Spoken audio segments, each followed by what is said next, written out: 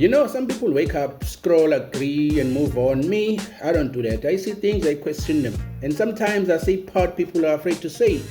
No pressure, no filters, no performance. Just perspective. Welcome to a place where opinions don't whisper, they speak. I speak what I like.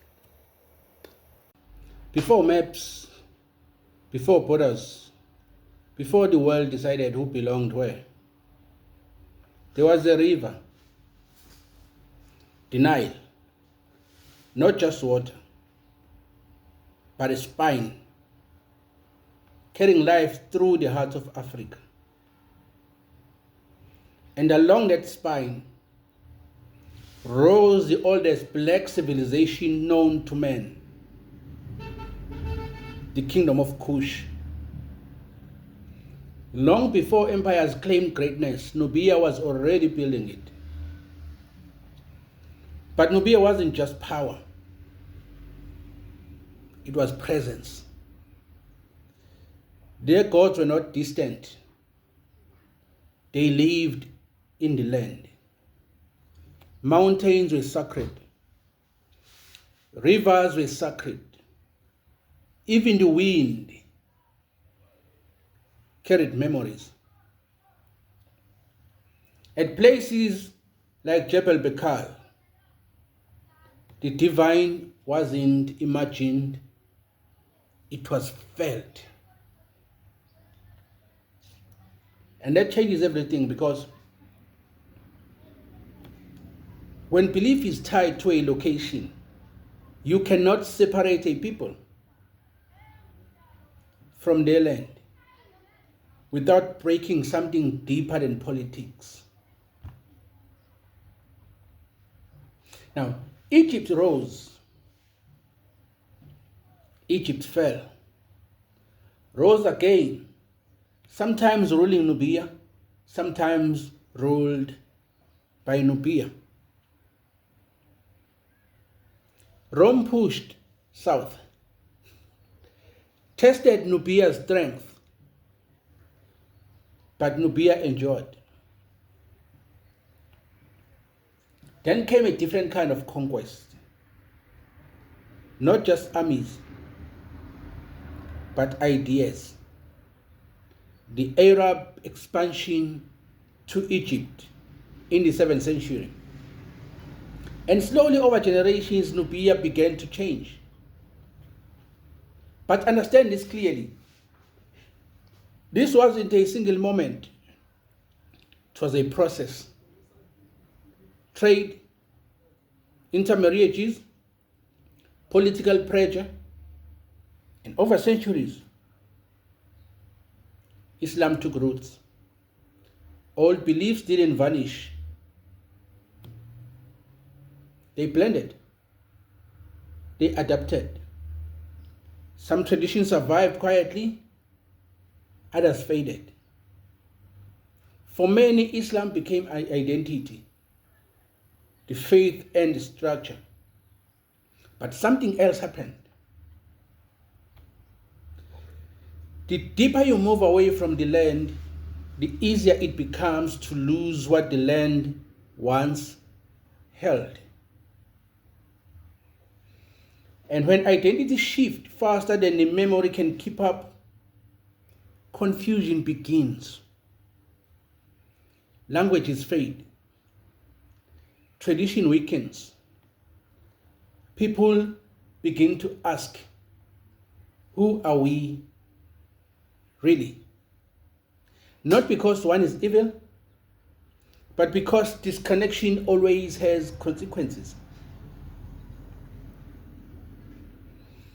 And just when Nubia had already been reshaped by centuries,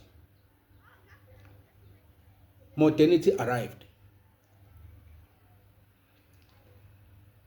The Aswan High Dam, a promise. Control the Nile River, generate power, build a nation. And again, on the surface it made sense. But water doesn't argue. Water doesn't negotiate. it rises. And as it rose, Nubia disappeared.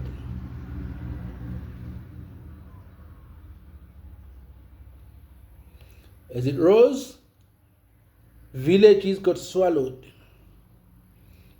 As it rose, sacred ground swallowed, gone. And here is the truth most people never confront. When your ancestors are buried beneath your feet, you belong. But when they are buried beneath water, you become displaced in time. Because you cannot return. You cannot stand where you stood or where you once stood. You cannot complete the circle. Because if your ancestors stood here and you were moved, you begin to ask yourself, who are you? And you make a circle to a point where your ancestors stood, and then there's them. You cannot make a full circle. Now, what happened to a people when the land that connects them to spiritual world is no longer accessible? Rituals lose place. Stories lose anchor. Memories begin to float. And eventually, memories as well sinks. No one needed to declare, erase Nubia, because erasure doesn't always come with violence. Sometimes it comes with planning, with development, with decision made in rooms,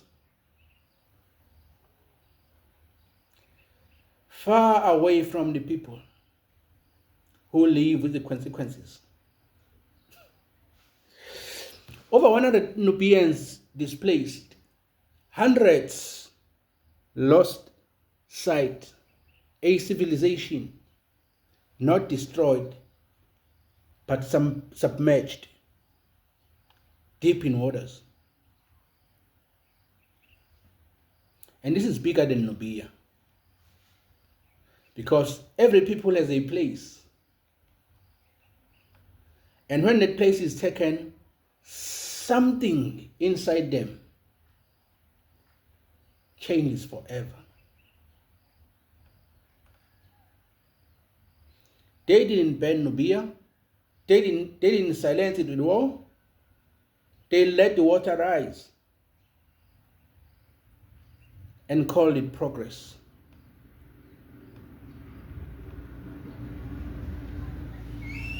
The water didn't just take the place, didn't just take the land. It took reference point of a people. They were told to move, promise new houses, promise new lands, promise new beginnings. But how do you relocate memories?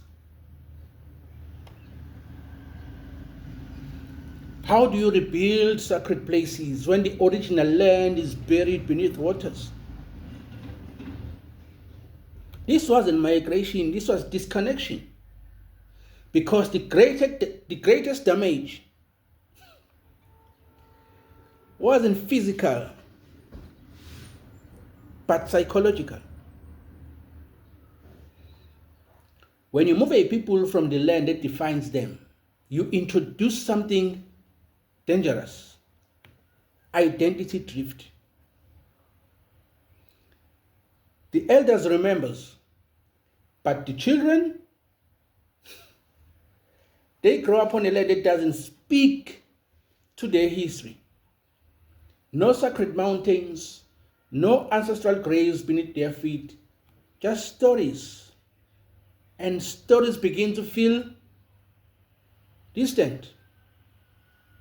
Language weakens. Customs became optional. and traditions turns into performances instead of lived realities. Because culture without a place becomes sensitive. And faith becomes more important, even more important, because when the land is gone, people look for something that cannot be taken. From Nubia, for many Nubians, Islam came and became that anchor, a structure, a community, a way to hold on when everything else has shifted. But here is the tension. When faith becomes the primary identity, what happens to the older layers of identity that were tied to the land, tied to the ancestors, tied to the place? They don't disappear, but they move into the background.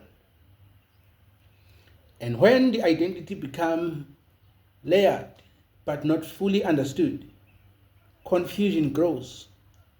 Not because of the religion, not because of the culture, disconnection from origin, from place, from continuity. Now add the modern life. Cities, economic pressure, global identities, and suddenly being Nubian is no longer something you live. And memory is fragile, because once the people who lived it are gone, what remains is the interpretation that can be distorted. This is how cultures don't just disappear, but they fade slowly and quietly, until one day someone asks, what happened to them? Not a single moment caused this. Not conquest alone, not religion alone, and definitely not the them alone, but the combination. Layer upon layer upon layer, until the foundation could no longer hold. And beneath that water are not just ruins, but answers to the questions future generations may never fully understand.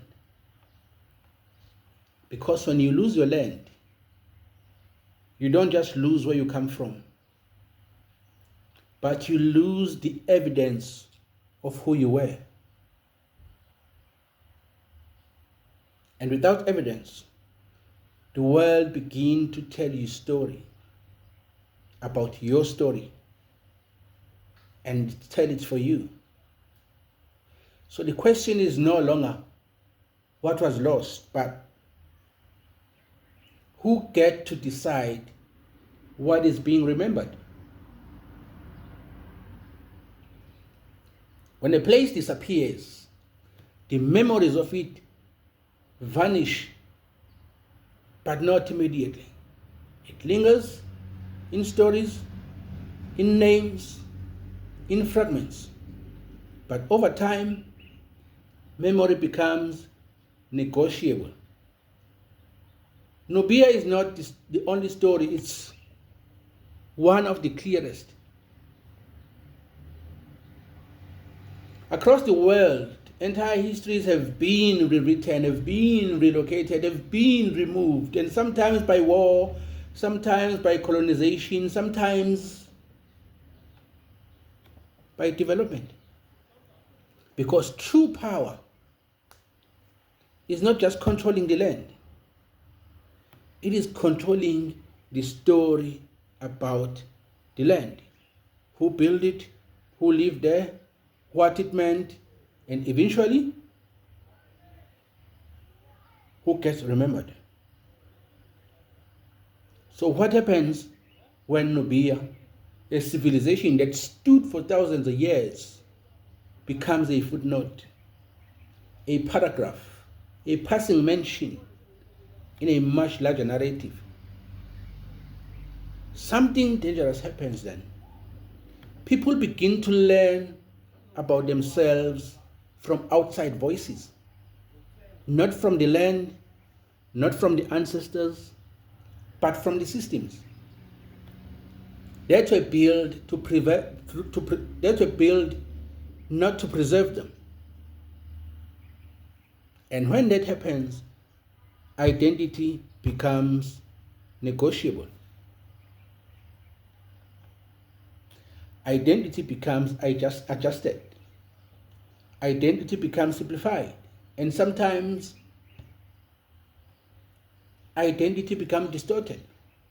Not because someone is sitting in a room deciding to erase you, but because the structure decides what matters, don't center you. And over time, that absence becomes normal. So now Nubians exist in two places, above waters and beneath waters, one visible, one unreachable, one remembered, one lost. So what does people do when their foundation is no longer accessible? Do they build? Do they adapt? Or do they forget? Most do little of the three. And in that process, something new is created.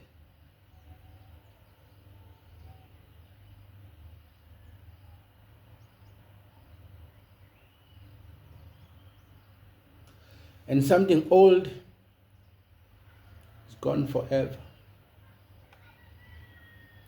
Now, this is not just a story about blaming one group. I'm not blaming Arabs. I'm not blaming Islam. I'm not blaming them, because history is rarely that simple.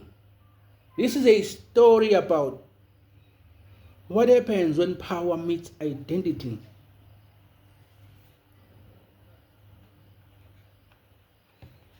And identity is not protected. Because if the identity is tied to the place, and place can be taken, the identity is at risk.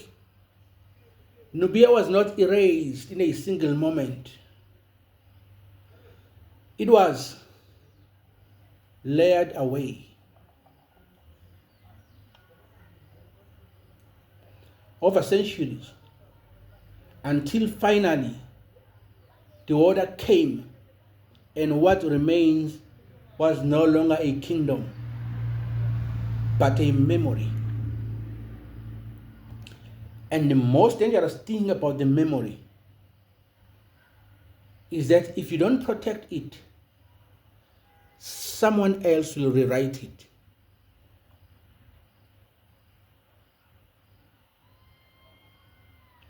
The most dangerous part about the memory, if not protected, someone else will rewrite it. My name is Sipho Ndlovu. This is what I speak what I like. I will see you on the next one. I appreciate you for watching our content. I'm hoping you enjoy it. I will really love to hear from you from the comment section. Thank you for the support. Don't forget to subscribe, like, and also share our comment. I love you so much. You means a lot to us.